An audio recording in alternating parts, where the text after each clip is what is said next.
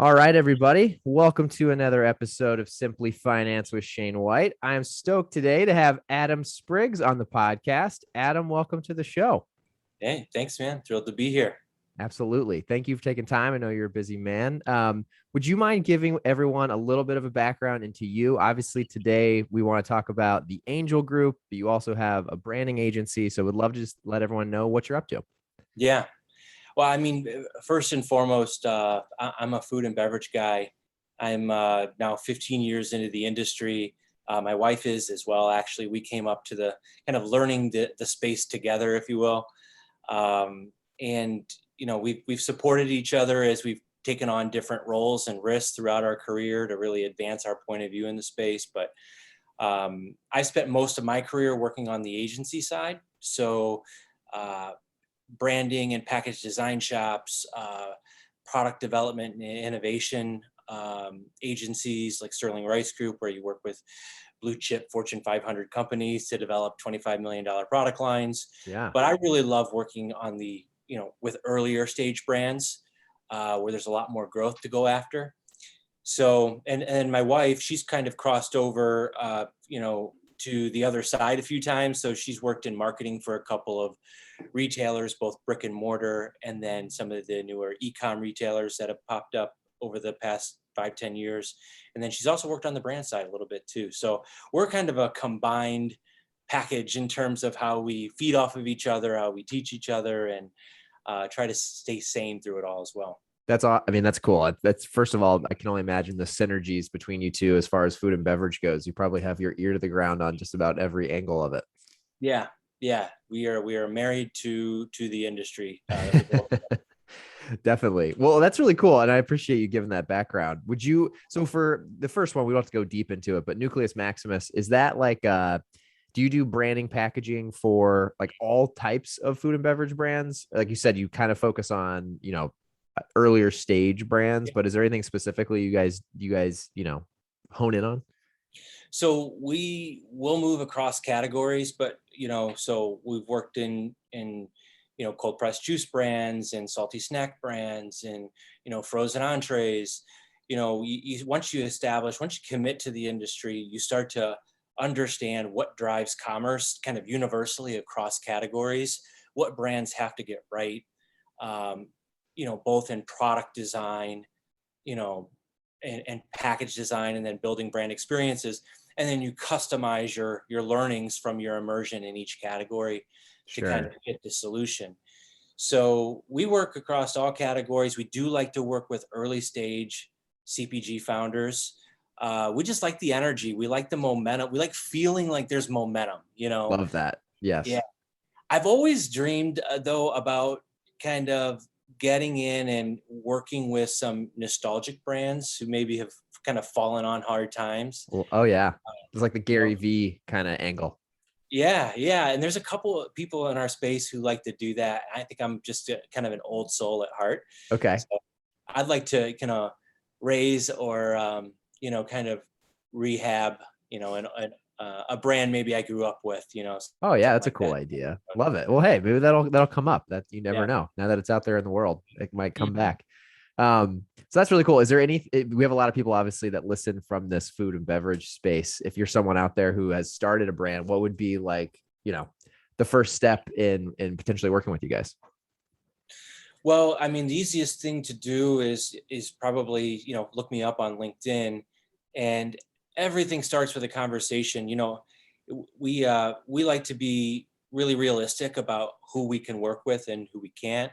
Um, we try to model our business to work on fewer clients than more clients. I've been part of kind of like factory agencies where you're just hustling in as much business as you can Sure. to kind of keep the everything up and running and butts in seats. And we're actually moving toward a model. I think we're going to get there this year where we only work with one client at a time, Oh wow. but that comes with a price premium. So we're typically, for our engagements, we're doing storyline development, brand positioning. We're doing quite a bit with kind of you know business modeling.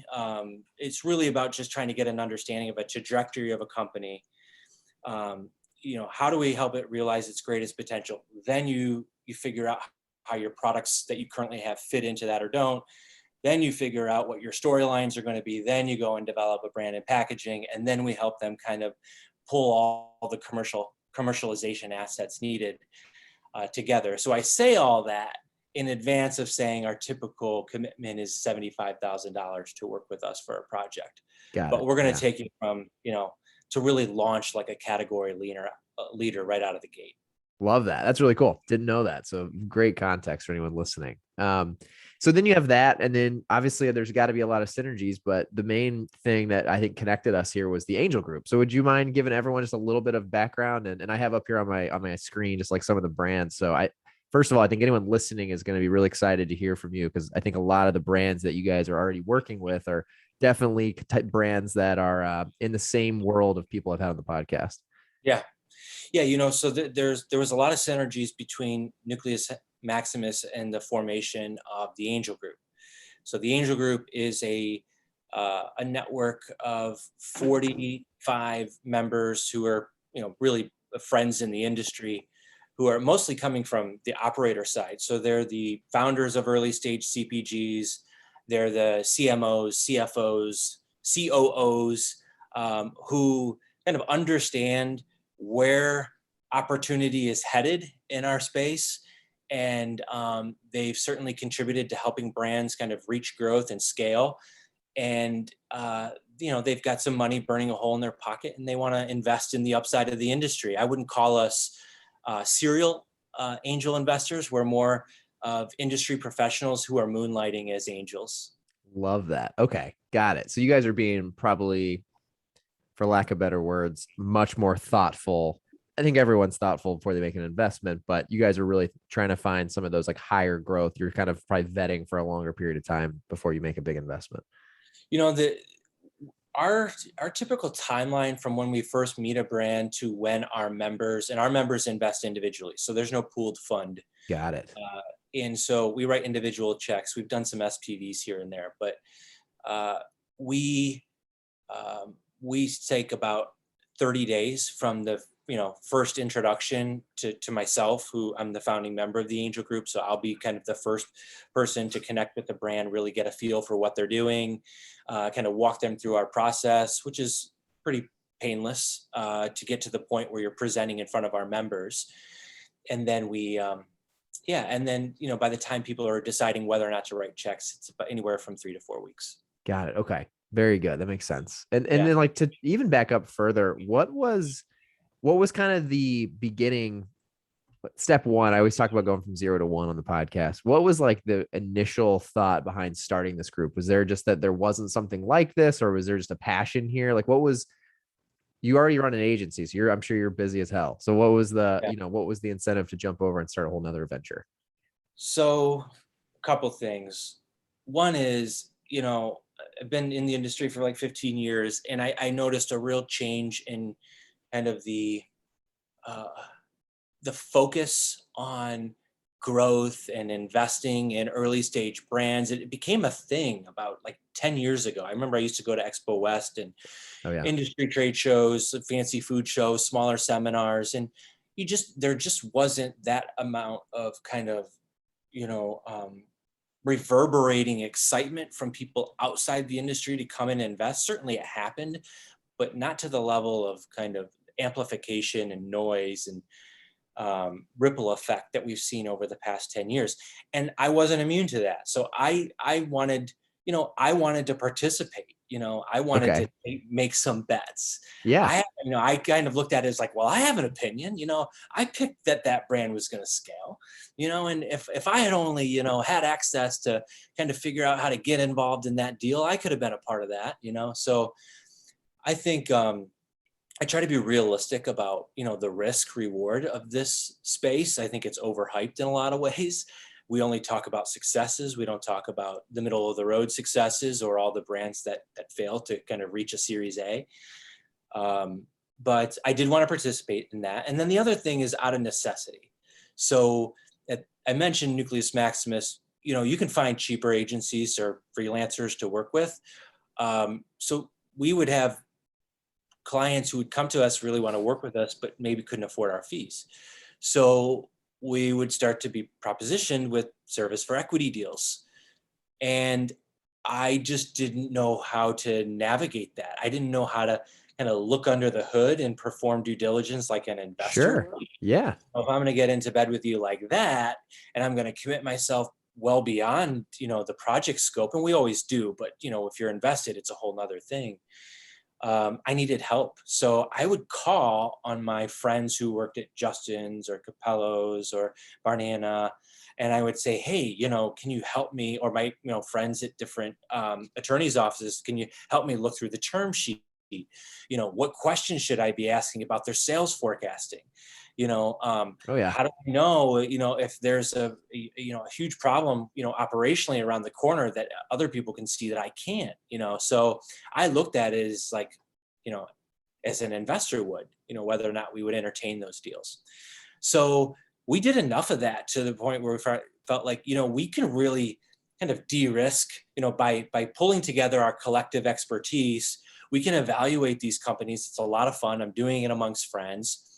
And if we went in on investments together, we can not only de-risk it for the founder we're investing in, but for each other. Oh, sure. Yeah. So that was the origins of the angel group, was just to say, let's pull in more and more of our friends who we get along with, and they've got some access to deal flow, and we can kind of, punch holes through some of these decks we're looking at. And we just kind of built from there. Got it. And then from there, did you guys, I mean, you launched your website, by the way, is awesome. So did you guys just like launch a website and you just start like, how do you, it's kind of funny because we've talked to a lot of people on here about raising money.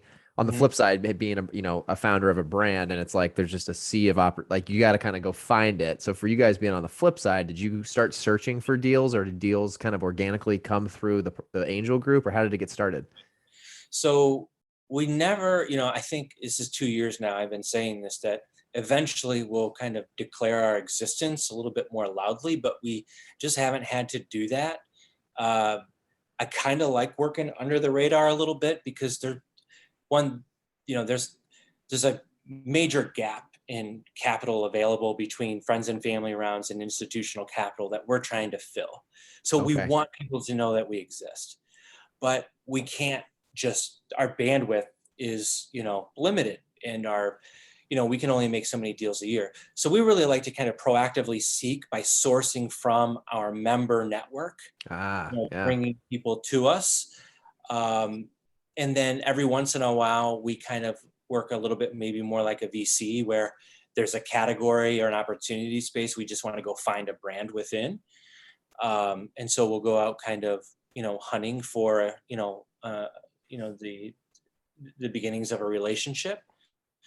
But yeah, we're mostly, keeping it low key. There's no business model here, so I'm not, worried about bringing in a certain level of, deal flow and, paying overhead. It's really kind of meant to be kind of an investment club than the Yeah. next kind of circle up. Got it. And I'm envisioning you guys having like a really cool group chat where everyone's sharing awesome ideas. How do you guys all like keep the network tight, and how do you guys like find these deals and talk about talk about these deals together? Yeah.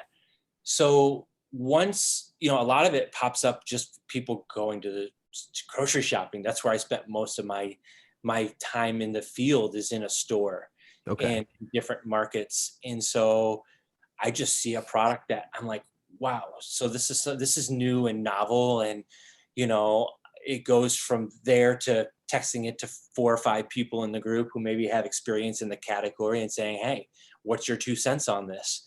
And from there, I can really get an idea of whether it's something I want to kind of pursue further and reach out to the founders and see if I can get an introduction. That's one way. But, we're also involved. A lot of our members are involved with, the accelerators in the industry, the pitch slams. We're serving on panels. We're judges for different, pitch slam competitions. Very cool. So we see a lot of deal flow from that as well that we like to bring through the group. That's awesome. That's really cool. The other thing I wanted to ask you is one of the things on your website, I'd love for you to just kind of give everyone a little bit of an overview. When I think about any VC or group that would be investing in some of these food and beverage brands, I saw that you guys put on there 3 major things that you look for. And I thought those 3 things were really, really great things to think about if you're a brand looking to potentially partner with you guys. Would you mind just walking through those 3 things? And I think everyone would love to hear your like the why behind why those are so important for you. Yeah. Well, I kind of use different wording on the website than sometimes what I would say like on a podcast. Sure. Uh, Okay. you know, but when I talk about, founders who are kind of fully committed and fully invested in the business, we're really looking at, I want to just see a level of desperation that like the founder is in a place, not of despair, but that they need for this business to work.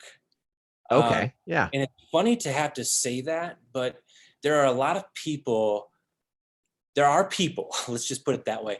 There are people who are good at raising money and good at selling the idea of a business that's going to mature and roll along this path or trajectory.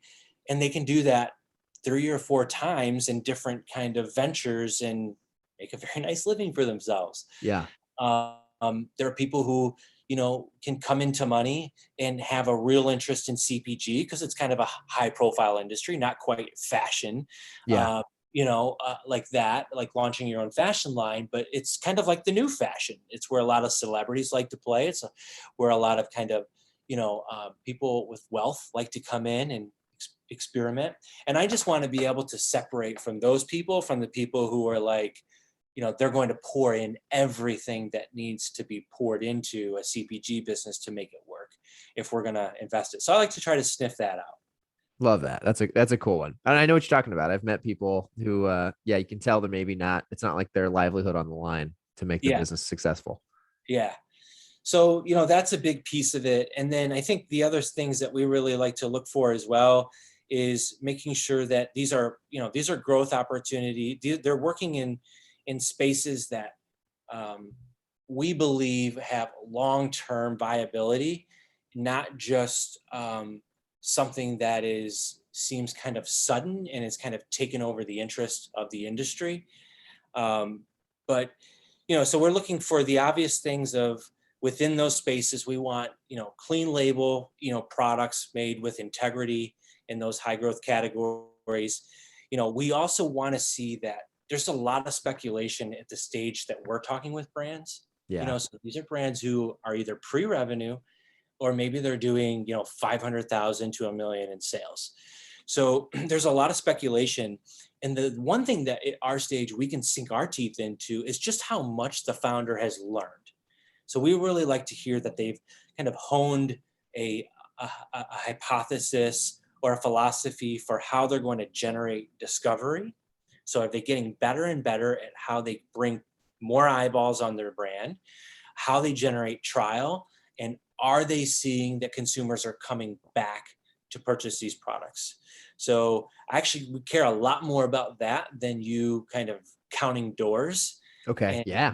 expanding your footprint. We just want to see if you're in some stores, what have you learned from being in those stores? Got it. Love that. Yeah, and then of course the other thing is, we're typically we're writing checks in the $20,000 to $30,000 range.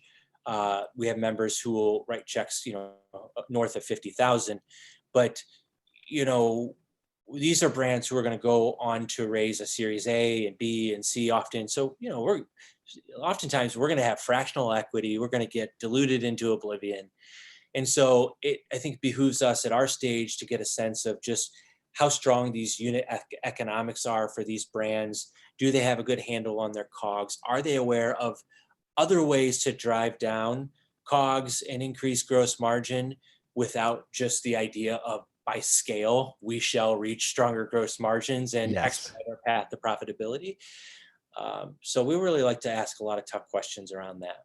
That's an important one. I mean, just from the podcast and in my world where I come from, obviously being a finance person, I feel like I've been seeing a lot more of that of people. And I'm not going to point any names or say any brands, but I feel like I've been hearing a lot more lately of people being okay with not being profitable, and that the scale piece will solve a lot of it. And Yeah, I don't know. and it's okay in It's some interesting. categories. I think in beverage, that's often the expectation. Sure. Uh, And, I think in frozen that can also be common, but, we've seen a lot of brands who come that, we believe can get to, I don't know, it feels like the old model. I feel like there was a lot that was put into that up until about 4 or 5 years ago, where investors and VCs and strategics would kind of, turn a blind eye to really kind of spotty P&Ls. And Yeah. I just don't feel like that's the case as much anymore, unless there's just an obvious brand that's just ready to shoot for the moon, and somebody will figure it out. Right. Right. Yeah. 100%. 100%. I guess there's, to your point, beverage is a good one. I probably overlooked that one. That's a great category example of it's just so expensive to get up and running in there. Yeah. So you guys, you said you're under the radar. What would you say the next 1, 3, 5 years looks like for the Angel Group, if you had to guess today? Yeah. So we will definitely continue to bring in more members. I think this is something we've done to want to be able to open the door for people who are in our industry, who understand a lot about it, who maybe have done well for themselves, and want to kind of reinvest not only their capital but their expertise back into a brand, to a founder who's putting their heart and soul into a business that they can help. So we want, I kind of look at, like, when I go to Expo East, or the All Candy Expo or something like that, the people who are there on the space, the show floor, those are the most prime people to come in and invest in brands. Maybe it's twice a year, versus kind of a serial angel. But those are the people we really like to work with in the Angel Group. And then we'll also bring in members from outside the industry and we've been doing this recently, sometimes from family offices, or other industries, where they just want to get more involved in food and beverage. And a lot of them, I think, secretly want to, to transition their careers to it. Sure. Yeah. We've seen that. We've seen a lot of involvement from people outside the industry. Love But it. ultimately, I think where we're headed is, we're entertaining, what the future could look like in terms of putting together a fund. But that'll probably take, we imagine that takes a year or two to kind of flush out, but we're having conversations around that. But we're also having some conversations around how we actually get more involved in getting behind some of the brands that come through the Angel Group, and almost kind of like an accelerator function Yeah. as well. Yeah. I was going to say, with the level of people, it sounds like, that are involved in the Angel Group, I can only imagine you guys could create quite the accelerator program for people who Yeah. become part of the group as an investment vehicle. Yeah. And not that the world needs another one, but you always, I think, what you described with, kind of your agency vision and model, that there's always a better way to do something. Yeah. Yes, exactly. Always will be. So I guess the last big question, as far as the Angel Group, is, you guys are kind of earlier on in this. When the time comes, what would you want to be remembered for when your days with the Angel Group are over? Within specifically the Angel Group, I think I take the most pride from seeing people connect through the group, our members connect through the group. We've seen people, join forces to work together. So, they'll go and join a company together. We've seen people recruit our members, to serve on advisory boards for brands that they're involved with. People, catching up, meeting to get together, and, they're in Miami for the weekend, and, people who didn't know each other before the Angel Group are now kind of converging in Miami to, kind of have a weekend together. It's really that kind of creating that fabric, that community, that I take the most pride in. But ultimately, I think it's being able to get behind brands that you believed in, you predicted. Yeah. Oh yeah. There's no vanity in that. I don't mind saying it. Like, to get behind the brands that you would, you really believe would go somewhere, and they ultimately did. And I think we've got some, in our queue already. I think we're going to end up with a pretty nice batting average at the Angel Group. Talking a little outside my lane, but looking at the brands you guys have on your website, I would agree. You guys have some heavy hitters, in my opinion, of early stage or, medium stage ones that are growing really fast. So it's exciting. Well, and the big part of it too is just, it's one thing to kind of have the brand in your portfolio, but a lot of it depends on the terms that you get in on, of course. Sure, of course. Whether or not it's, I'm sure you know that as well. But we really like where we got in with Poppy. That one was really exciting that we got in on last year. I'm personally involved in Siete back in the Love days them. when it was called Nutty. Yeah, That was a long time ago in long Austin. time ago. Miguel and Veronica. I think they got into Uh, that on Guy Raz's podcast. Yeah.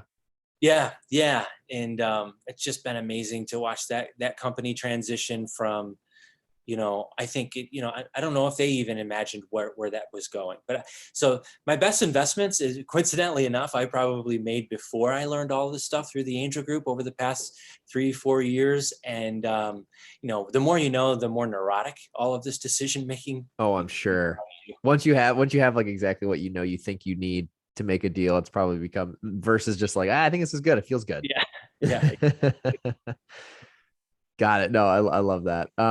Though I know we're about over time, so I wanted to ask the last couple of questions I love to ask everyone that comes on the podcast. The first one being, you're a busy person. Obviously, you run an agency. You are also part of or started this, the Angel Group. Mm-hmm. What tools do you use to, plan for yearly goals, and really, what do you use to get down to just getting daily tasks done? I always ask the question of like, what Sure. do you use to get shit done? Pen and paper, apps. What is it that you use day to day? So this past month, I've moved over to a printed calendar. I basically walk everywhere with it. Okay. Challenge with this. So that's one big productivity tip for key for me, is because on my phone, I can only see detail for like one day, Got it. Yeah. And there's probably better apps out there that I'm just not aware of. But I've gotten to the point where I just need to see the whole month at a glance. Okay. Yeah. Can't be like literally the detail in each day. So I'll take like an 8.5 by 11, print the month of August. You have like every meeting? I'll write in every meeting. Wow. And so I get a little bit of help with that, but in terms of being able to keep track of it all, but it's been really instrumental for me not double booking. Sure. Oh yeah. I was just double booking and I couldn't keep everything in my calendar. So that's one thing. But the other thing is I've just made a lot of lifestyle decisions that, I think it benefited me over the past year. I've eat, breathed, and sleep this industry for 15 years. And to the point where I'm a night owl, I would stay up till 2 a.m, just working. I just consumed it. I loved it, and it just was not sustainable for me. So I made a couple lifestyle changes where I moved from Boulder. I've spent my past 7 years in Boulder, but moved back to the Midwest, Toledo, Ohio, where I was born and raised. I got a lot of family here. And I found that, while I still love to be around my industry folks, being around my family, my extended family, has kind of helped me to reprioritize my time. Oh. It's less about me and kind of what I'm putting into my agency or my investment group or my career, and more about what I'm putting into my brother's life, my nieces and nephews' life. And that's kept me from going overboard on the whole industry side of my life. That's great advice. And you said Toledo, Ohio? Yeah. That's quite the jump from Boulder, I would say. Yeah. Polar opposites.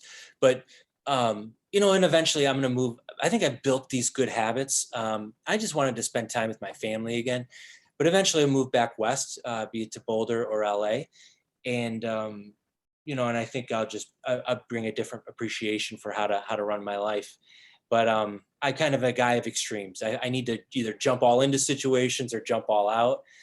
And but being in the Midwest is also really, really good contrast to paint against, oftentimes the bubble you get from Boulder or Portland, San Francisco, Miami, Austin. It's good to know how the rest of the world shops and eats and consumes. Yeah, no, I bet. I mean, I can imagine just even going to the grocery store to think about brands can change depending on those two locations and where you're living. You can get stuck in just a ecosystem of wherever you are. So that's really cool. That's wild. It's also cool. I think now with the times of COVID, everyone's so much more used to like these conversations. I've noticed. Yeah, I started the podcast right when COVID started, so I think I inherently kind of rode the wave of Zoom and everyone getting used to that. But nowadays you can probably, I mean, really you can live wherever you want, have the lifestyle you want, and still be able to, be involved in the industry as much as anybody else. I would say. Yeah, no, you're absolutely right. You're always just a flight away from, an industry gig or event.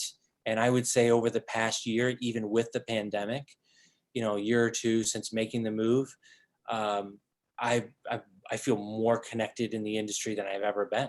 My 15 years of doing this, so it's worked out well. Yeah, no, that's awesome. That's really cool. The next question is favorite book or like source of knowledge, whether if you don't read books, if it's a podcast, what would you suggest to the audience listening today? One of your favorite books or sources of knowledge to share? Yeah. So I would say so much of my philosophy on the world of kind of brand building and marketing, and it's really about how you just drive connection between a company and kind of the evolving kind of human condition and interests, is probably Seth Godin and Marty Neumeier are my two favorite authors on those types of topics. Love those guys. And yeah, so I basically I buy every book that would ever be put out by either of those two guys. Okay, great. So any of those would fall into that camp for you. Love it. Yeah, yeah. And then the last question and the most important is, how can people follow you and how can people get involved in either of your two companies? Yeah, so LinkedIn is going to be the best spot. Adam Spriggs on LinkedIn. I don't know how many Adam Spriggs are there, but I'm the good-looking guy with black hair. I'll add the link to that in the show notes too. Yeah, and then on Instagram we're at Nucleus Maximus, and also _, we are the Angel Group on Instagram. But otherwise, email is fine as well. And I'm not a hard guy to find. You say I'm a busy guy, but like I said, and I like to stay busy, but I also like to really clear out space to talk with people. So I make it a priority, on Thursdays to be open to doing podcasts and, taking calls. And I really try to clear my schedule for that. I love that. I noticed that when you sent me your Calendly, I was like, oh, that's really smart. He's like designated a certain amount of time a week for this kind of stuff. That's fantastic. That's a smart idea.